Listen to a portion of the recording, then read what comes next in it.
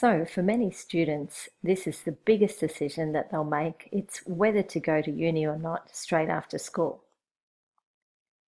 And in order to make an informed decision, we wanted to enlist the help of a man who knows his fake news from his real news, and that is President Donald Trump.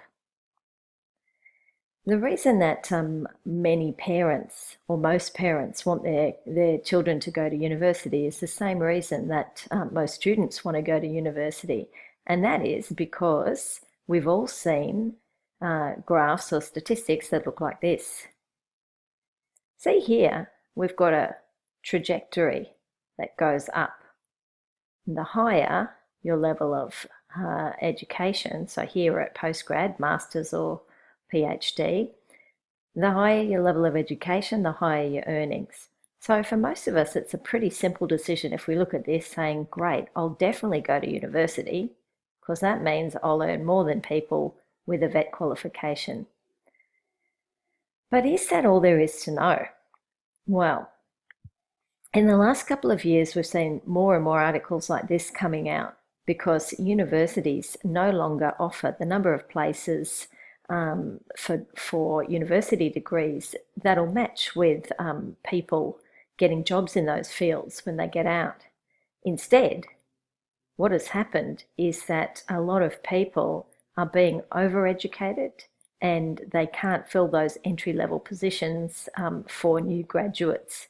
And also, they won't find a job at all. Some people will study for 5 or 6 years and they won't be able to find a job in their field. So if we look here and dig down a bit, and this is very recent research from McCrindle, who do social research, and there's a link to this at the end if you'd like to read the whole article. So basically, they looked at VET qualifications versus uni qualifications, and they saw that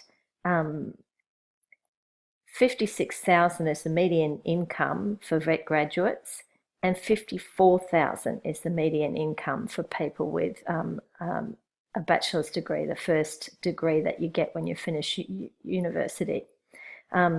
It also doesn't, in times past, it used to be that VET qualifications would sort of hit a ceiling fairly soon, or people with VET qualifications would hit an earnings ceiling very soon, whereas graduates could have more stretch in their income. We see down here, if you are doing hazardous areas inspections, probably in mines, 85,000, but that might be more.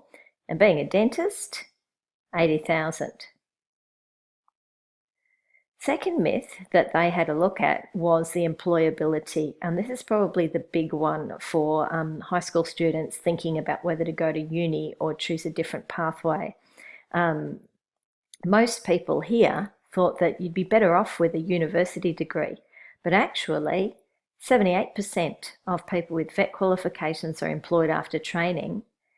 And here, and I'm going to read this bit because it's really relevant, between 2008 and 2014, the proportion of bachelor degree graduates in full-time employment fell from 86% to 68%. And so we're still at about 69% of people graduating and getting a full-time job. Now that's pretty low if you're thinking of university as the best pathway towards reliable employment. Down the bottom here, you'll see that people with VET qualifications who do them inside an apprenticeship are up to 92%. That doesn't mean it will be 92% in your area. That means if you have the right trade and you're in the right area, you're very likely to be able to get a job. What does all of that mean for you? Well, Donald Trump may tell us. I wanted to show you my own training pathway because I think the training pathways for students in the future are going to look quite a lot like this. First thing I did was a university degree straight out of school because that's what most academically inclined students go and do. And I thought there wasn't any other alternative. Next thing I did was a VET qualification. Yeah. Next thing I did was my master's, another uni qualification. Then I did another vet qualification, and then I did another uni qualification. And I would suggest that for millennials, for young people today, this is going to be a fairly typical pathway where you mix up vet and uni qualifications, and you are a lifelong learner. I expect to do another couple of qualifications before I retire, and some of those may even be industry or online qualifications. Was that the right decision for me? So we want to drill down and look into, was it a good idea for a student like me to go to university straight out of school rather than do a vet qualification or go straight into the workforce? Even though I was an academically inclined student who was able to get into a competitive course at a university, this is what we see. 3.75 was my GPA.